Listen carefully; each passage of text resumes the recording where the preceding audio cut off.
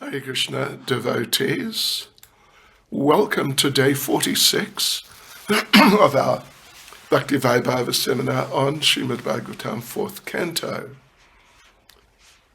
We are in chapter 21 and we have got up to we finished at least reading the verses. First of all, let us offer our prayers.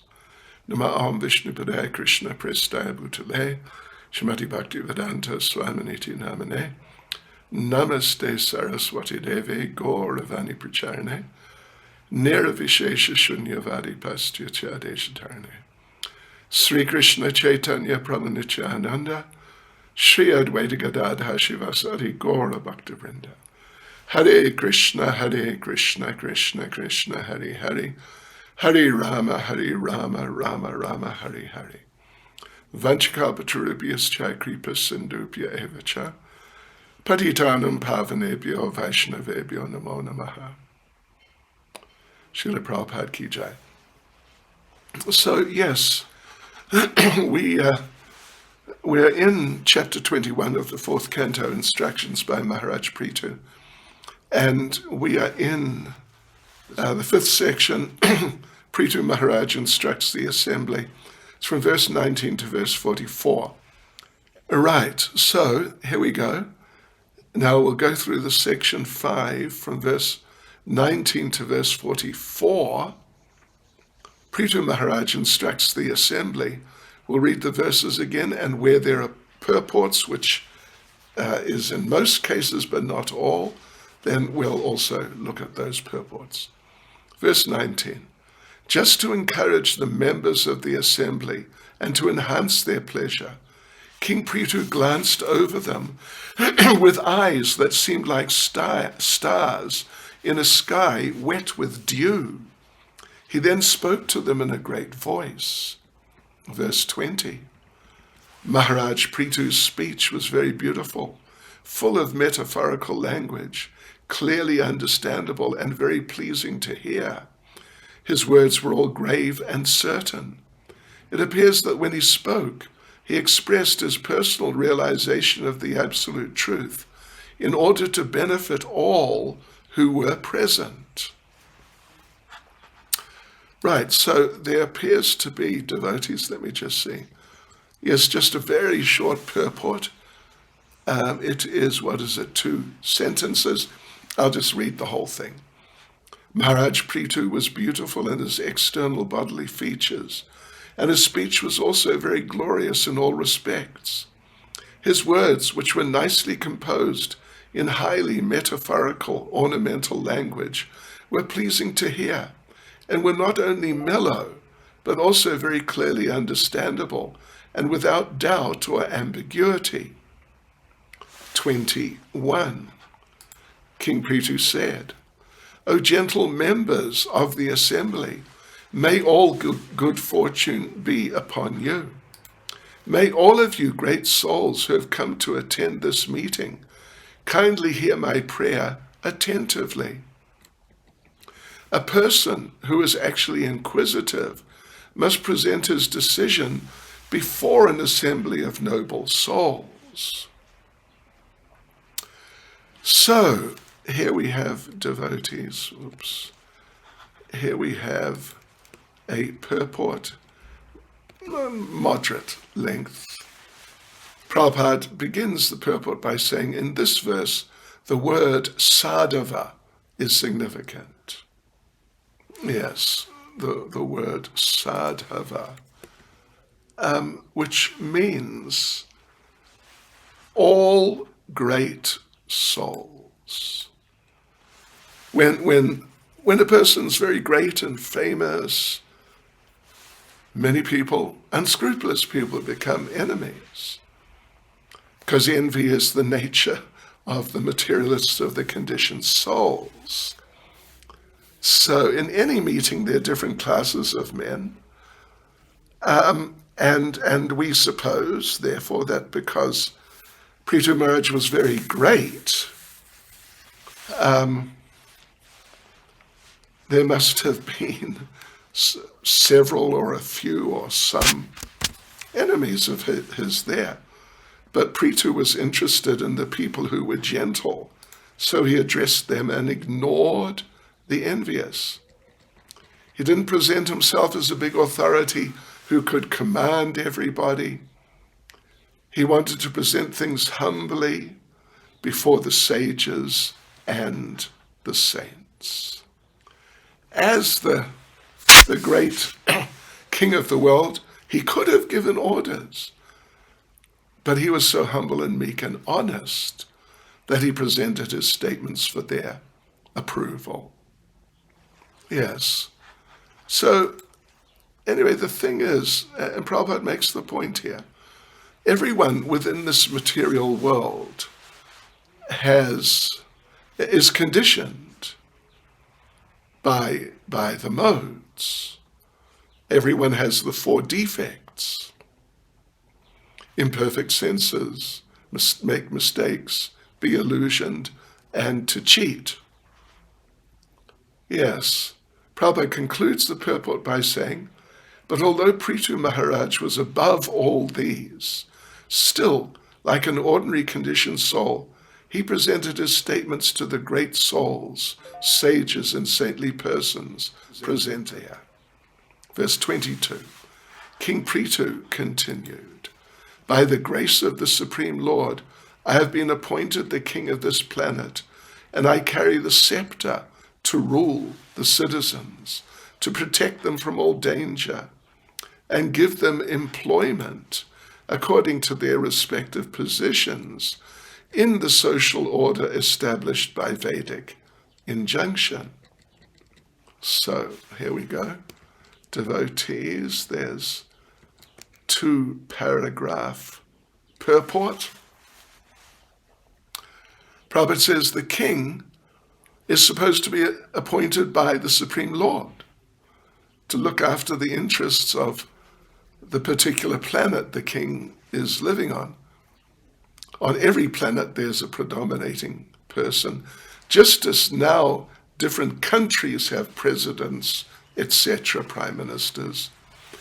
So if someone is president or king, we should understand the opportunity is being given to them by the Supreme Lord.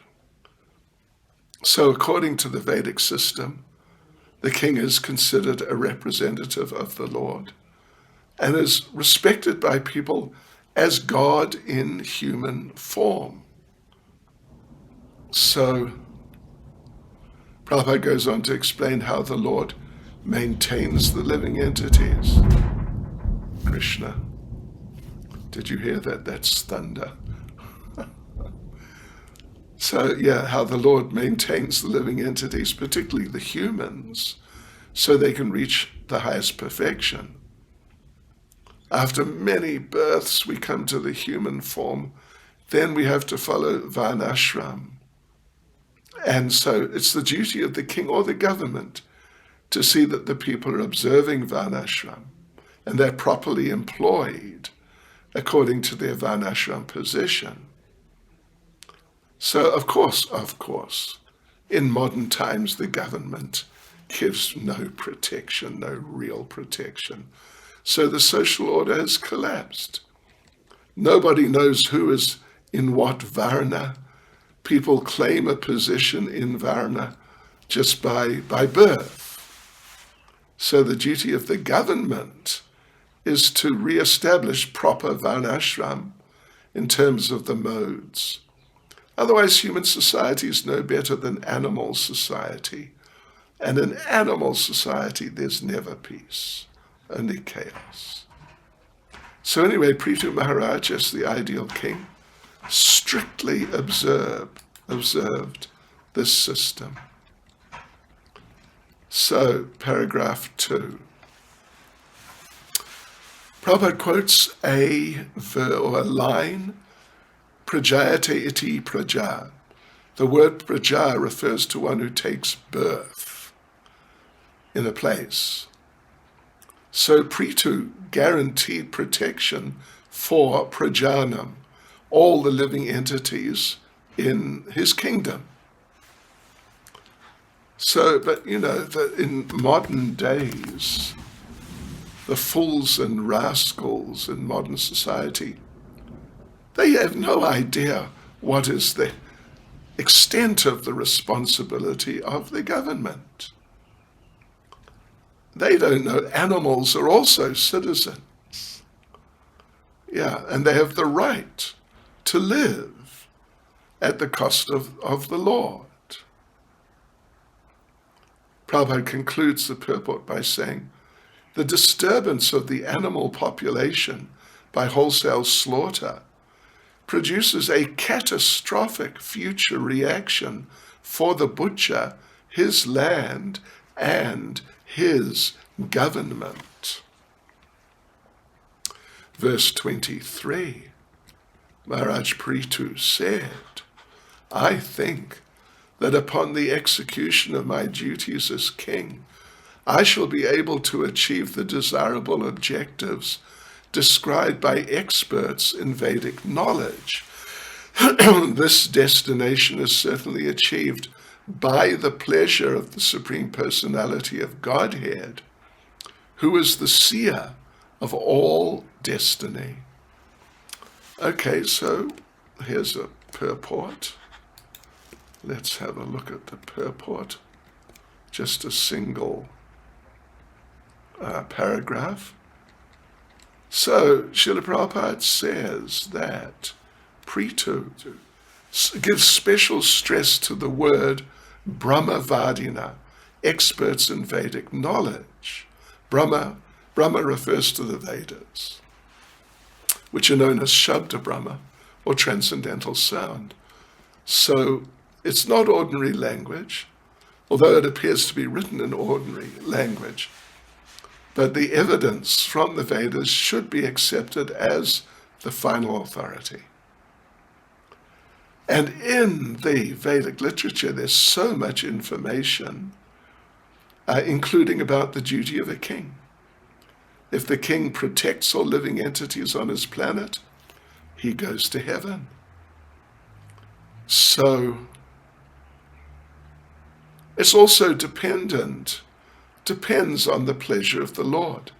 It's not just automatic that he gets promoted. Depends on whether the Lord is really happy with how he does. So the conclusion is, one can achieve the desired result if the Lord is satisfied. So then Prabhupada quotes Srimad Bhagavatam, 1st Canto, Chapter 2, verse 13. Famous verse, very famous Bhagavatam verse.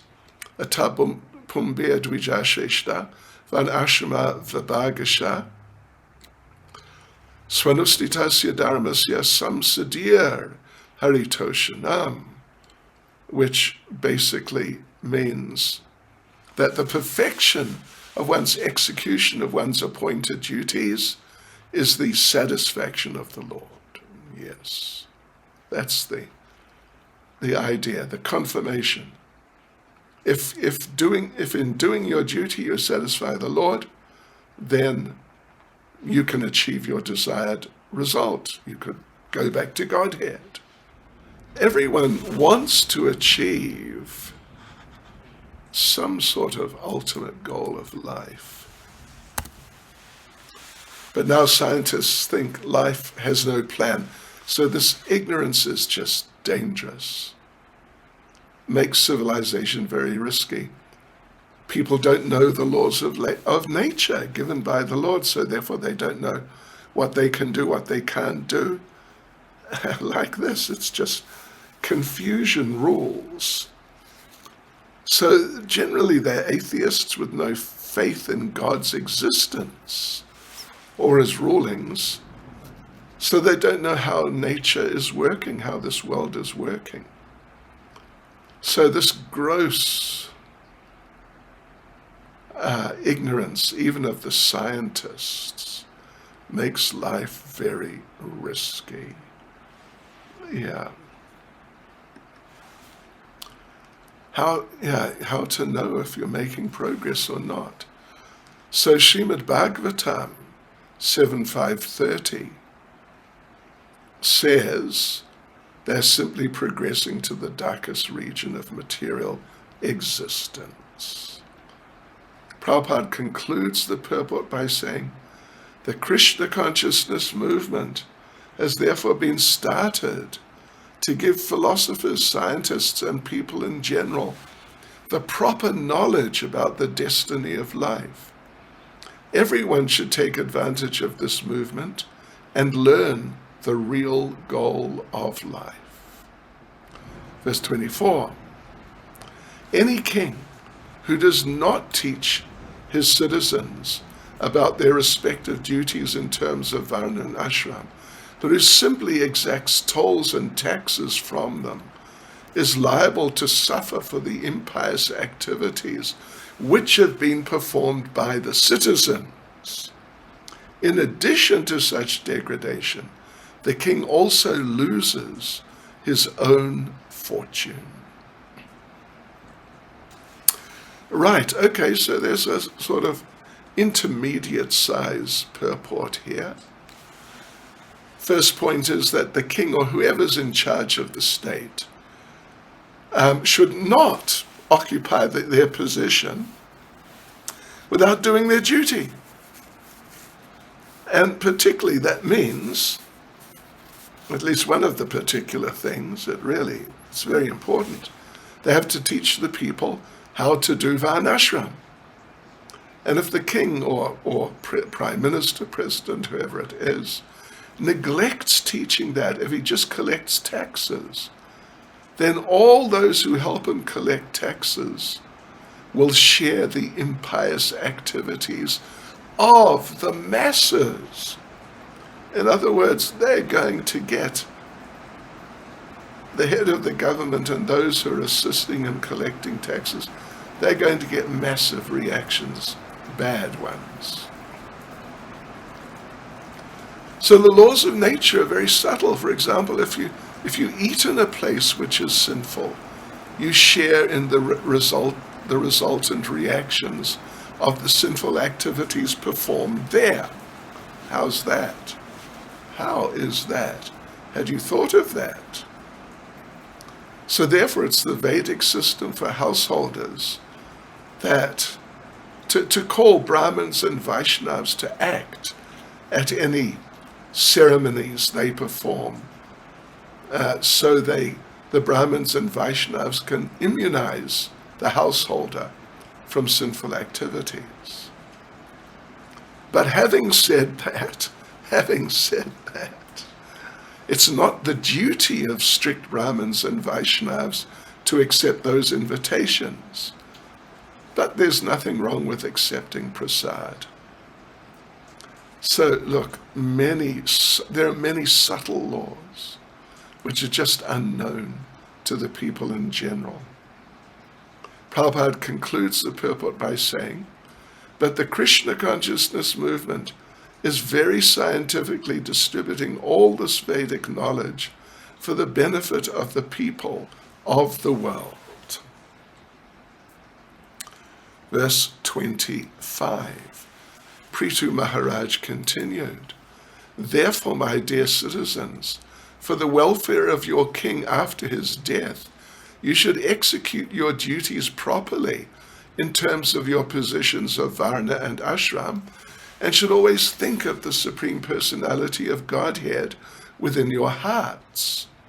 By doing so, you'll protect your own interests, and you will bestow mercy upon your king for his welfare after death. Prabhupada begins the purport by saying that the words adhoksaja diya, which mean Krishna consciousness, these words are very important in this verse.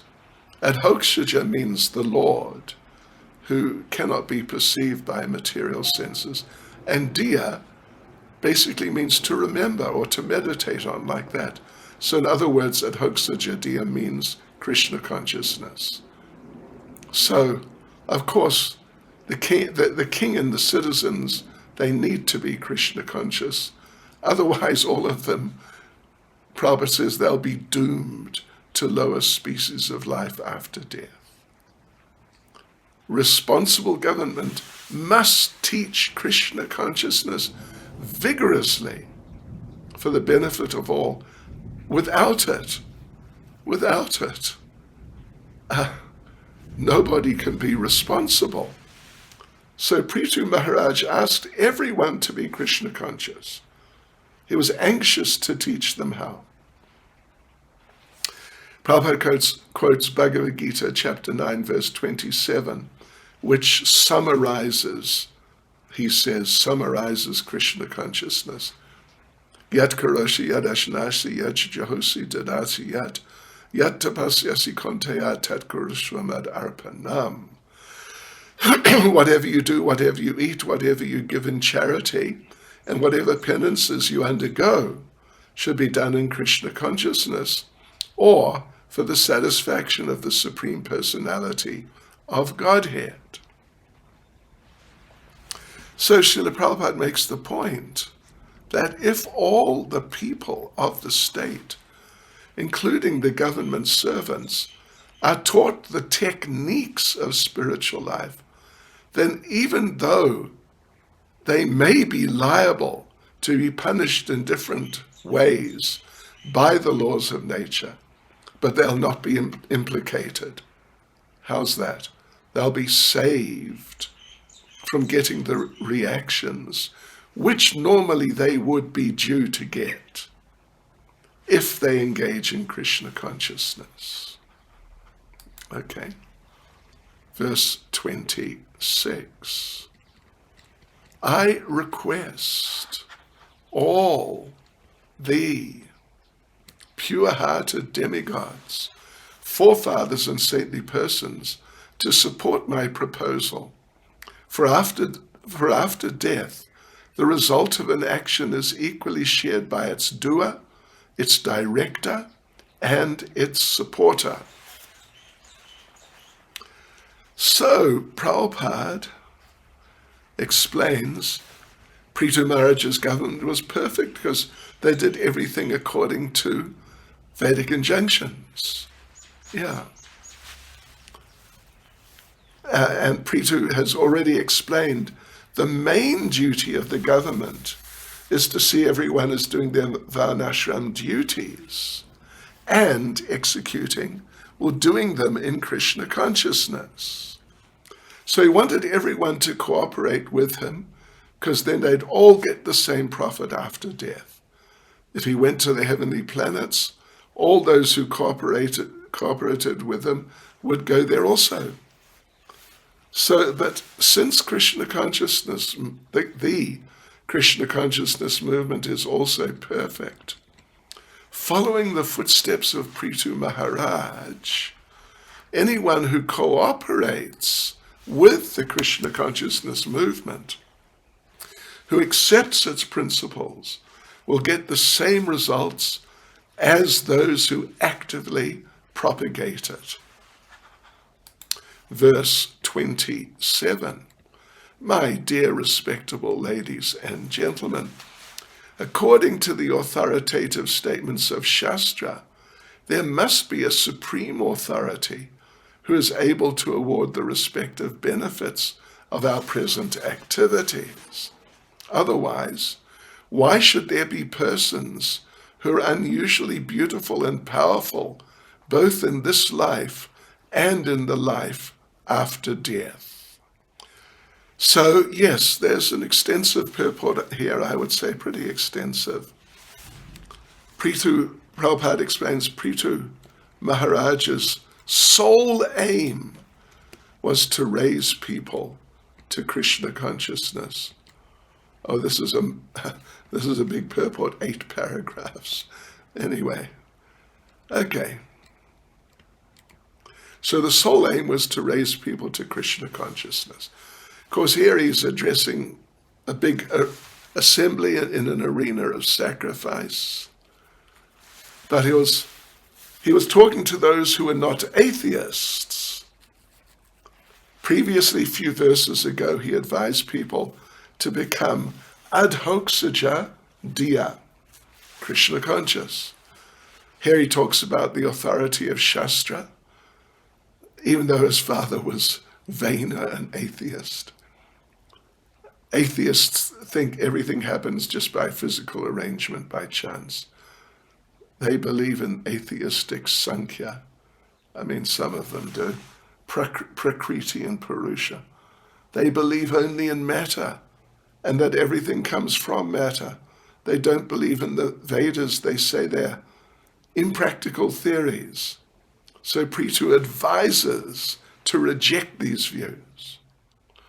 All right, anyway, in the second paragraph, Prabhupada refers to Vishnu Purana, which says the whole Varnashram system is to satisfy the Lord. Of course, we know at the moment the so-called Brahmins, I mean, they've all of them, Brahmins, Kshatriyas, Vaishyas, Sudras, but Brahmins are most prominent. They've lost their culture. They claim to have a position in Varnashram just by birth. It's ridiculous. But they have rejected Varnashram. They have rejected that Varnashram is meant to satisfy the Supreme Lord Vishnu. So the Mayavadis, they have dangerous theories. The Mayavadis. Gee whiz. Dangerous theories, Prabhupada says, set forth by Shankaracharya, that God's impersonal. But this is not accepted in the Vedas, so Lord Chaitanya said, the Mayavadis are the greatest offenders. The Vedas call the Mayavadis Nashtikas. According to the Vedic system, anyone who doesn't follow the Vedas is Nashtika or atheist. Buddha rejected the Vedas, so therefore his was considered by the followers of the Vedas to be a Nashtika or atheist. So, but although Lord Chaitanya clearly said that Buddha's followers are Nashtikas, he considered the Shankarites, followers of Shankaracharya, more dangerous Nashtikas than the followers of Buddha. So therefore, the followers of Krishna consciousness strictly follow Bhagavad Gita, which is the essence of the Vedas.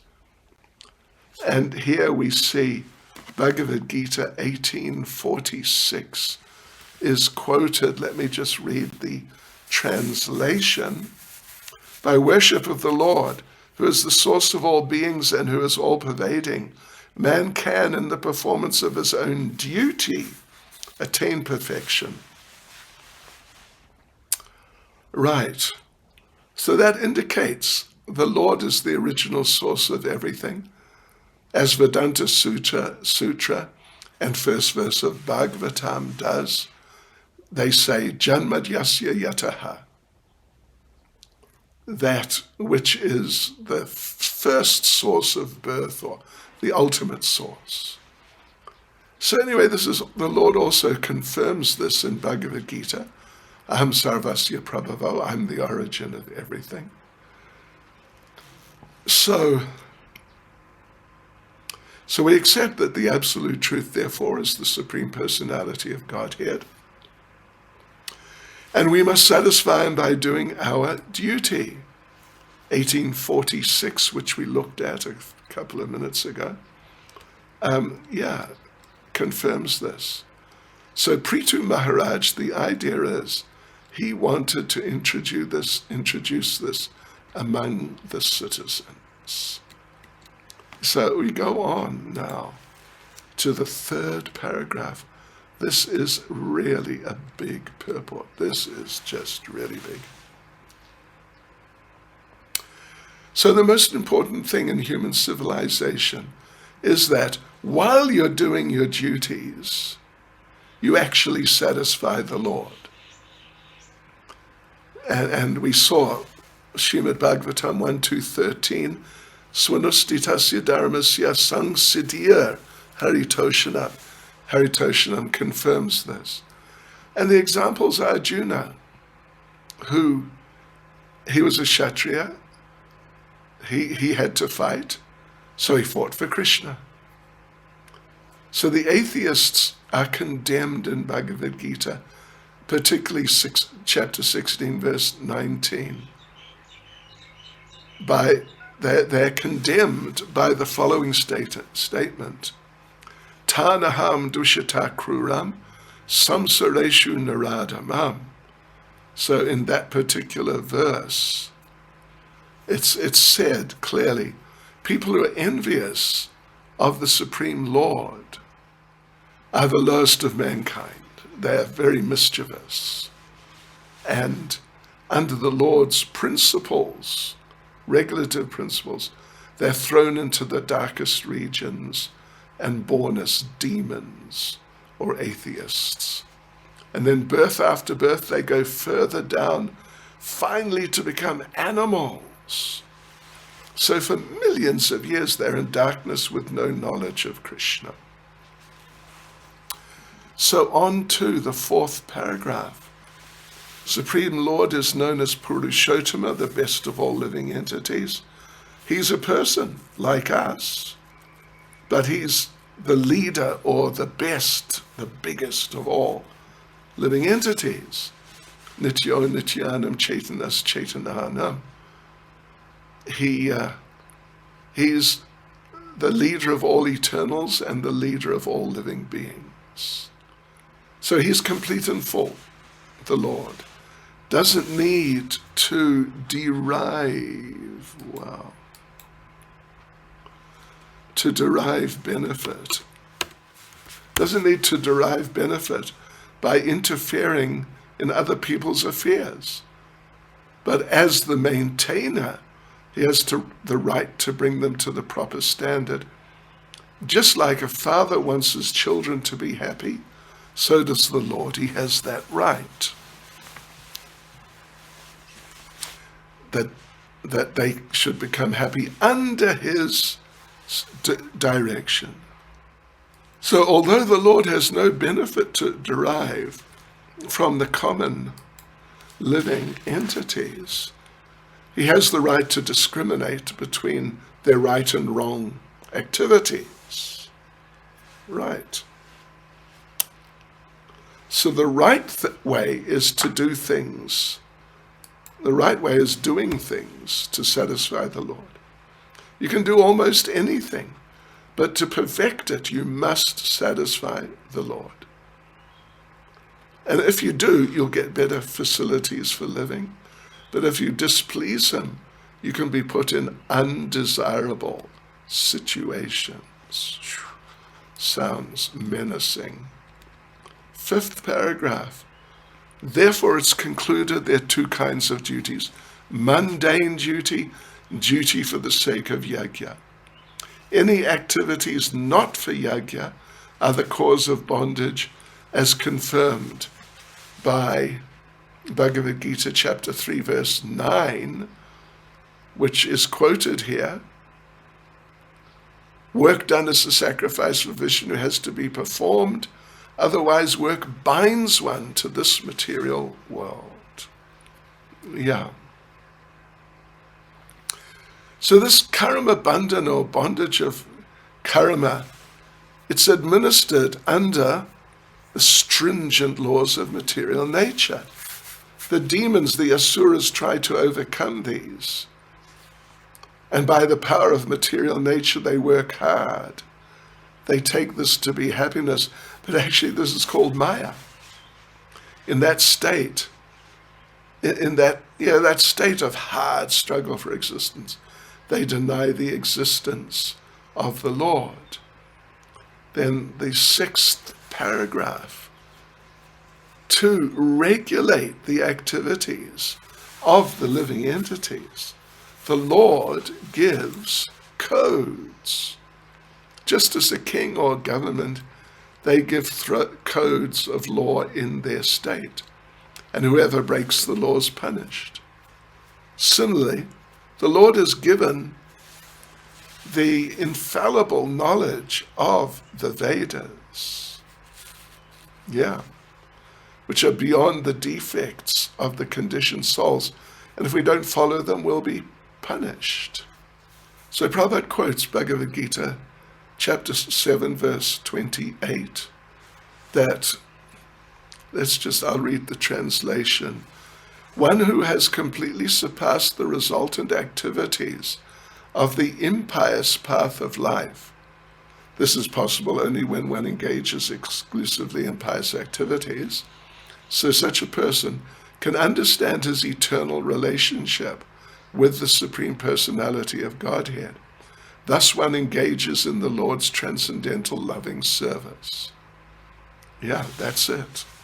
So then, this life of always engaging in devotional service, this is called Adhoksa Jadiya. It's life in Krishna consciousness, which Prithu wanted his citizens to follow. So now the 7th paragraph. First point Prabhupada makes is that the different varieties of life and material existence don't just happen by chance.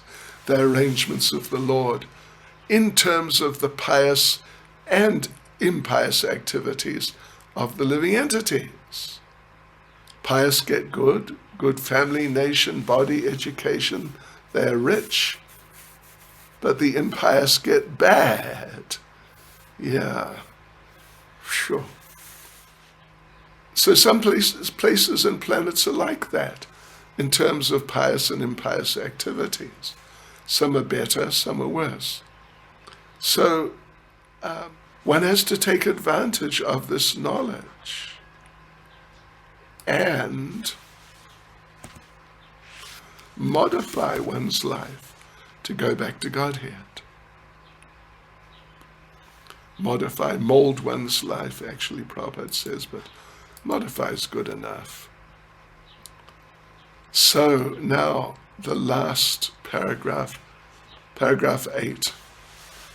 Prabhupada makes the point that the theory of chance is best explained by the words Agyata Sukriti. Pious activities unknowingly performed. Yeah. And from which you get something good or bad. Well, Agyata Sukriti means you get good. Yeah. By the planned arrangement of the Supreme Personality of Godhead. So, for example, Krishna comes like an ordinary person. He comes as a devotee like Lord Chaitanya, or sends his representative, the spiritual master or pure devotee. This is all planned. They come to canvass and educate. And a person in Maya gets their association. If he surrenders to them and becomes Krishna conscious, he's saved.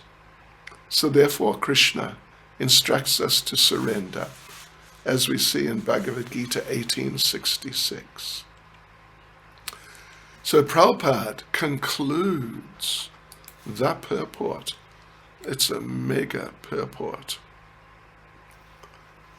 By saying, a person who surrenders unto him by utilizing the chance to associate with the pure devotee, spiritual master, or other authorized incarnations of Godhead, like Prithu Maharaj, is saved by Krishna. Then his life becomes successful. Okay, so let's carry on. Try and do some more verses before we finish today. Verses 28 and 29. So, this is confirmed not only by the evidence of the Vedas, but also by the personal behavior of great personalities like Manu, Uttanapad, Dhruva, Priyavrata, and my grandfather Anga, as well as by many other great personalities and ordinary living entities, exemplified by Maharaj Prahlad and Bali, all of whom are theists, believing in the existence of the Supreme Personality of Godhead, who carries a club. Prabhupada refers to Srila Narottam Das Thakur, who says, that we have to ascertain, we have to understand what is the right path in life for us by following in the footsteps of the great saintly persons and the books of knowledge under the guidance of the spiritual master. Sadhu Shastra Guru Vakya Chitte Te Kuriya Aikya. So who's a saintly person then? A saintly person is one who follows the Vedic injunctions, which are the orders of the Supreme Lord. So the word guru refers to one who can give proper direction under the authority of Vedic injunctions and according to examples of the lives of great persons, particularly great devotees. So the best way to mold one's life is to follow in the footsteps of authorized persons like those mentioned in this verse, beginning with Swayambhuva Manu. Yeah. Especially those mentioned in Srimad Bhagavatam. So the Mahajans are Brahma, Shiva, Narada, Manu, the Kumars, Prahlad, Bali Maharaj, Yamaraj, Bhishma, Janaka, Shukadev Goswami, and Kapila Muni. They are the Mahajans. So now let's go on to verse 30. So Prithu speaking, although abominable persons like my father Vena, the grandson of death personified, are bewildered on the path of religion, all the great personalities like those mentioned agree that in this world the only bestower of the benedictions of religion, economic development, sense gratification, liberation, or elevation to the heavenly planets is the Supreme Personality of Godhead. So there's a purport. Oh yeah, it's a substantial purport. No messing around here. And Prabhupada's really getting into it. So Vena was condemned by the Brahmins and saintly people because he denied the existence of God and rejected the process of sacrifice. So Prithu Maharaj considered his character abominable because he rejected religious performances.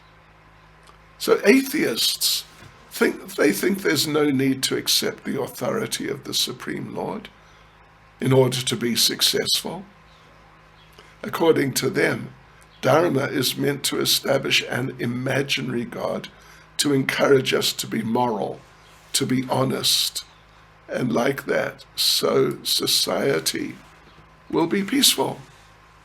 Further, they say there's no need to accept God to achieve those things. As if you just follow principles of morality and honesty, that's enough. Similarly, if one makes nice plans and works hard for economic development, the result will come. So similarly, sense gratification also doesn't depend on any mercy from the Supreme Lord. Yeah, because if you've got enough money somehow or other, you've got opportunity for sense gratification. And liberation, no need to talk about it, because after death everything's finished. Oh, Krishna, Prabhupada, wow, really to the point, really to the point. So the thing is here now, Prithu didn't accept the authority of such atheists, headed by his father, who was the grandson of death personified. And we already heard about how generally the daughter gets qualities of the father, the son gets the qualities of the mother. So Sunita was the daughter of death personified. She got death's qualities, and then her son, Vena, got them from her also. A person subject to the rules of birth and death cannot accommodate anything other than materialistic ideas. So Vena didn't believe in God. And modern society agrees with Vena. But if we study religion, economic development, sense gratification, and liberation, we must accept the principles of authority of the Lord. Because according to the Vedas, religion is simply the laws given by God. So our second paragraph, devotees, of this particular purport is substantial. So anyway, Prabhupada points out, if we don't accept the authority of God in the matters of religion and morality, then you have to explain why two people with the same moral standards achieve different results. They will not be the same. They will not be the same. Yeah. And similarly, in economic development, we see two people working hard, but they get different results. Someone gets opulence without working, whereas another works hard but cannot even get 2 meals a day. These things are happening. So, similarly, regarding sense gratification, sometimes a person who has enough food is not happy in family life, or maybe not even married, whereas another person, although very poor, has lots of sense gratification. And even sometimes animals like hogs or dogs have more opportunities for sense gratification than a human. Yeah, I used to know one dog, would you believe? One dog I knew. And his owners had a Rolls Royce, and the dog would ride around often, regularly, ride around in the Rolls Royce, being chauffeur driven. It's a fact. And how many people have that? So anyway, at least particularly Dharma, Artha, and Kama, we can see that they're not the same for everyone. Just these examples we've been giving here. So therefore we must accept there's someone who determines the different standards. So the conclusion for everything is we must depend on the Lord. Prithu Maharaj therefore indicated that in spite of rich parents, children sometimes are not happy. And similarly, in spite of some special medicine given by expert physician, the patient dies.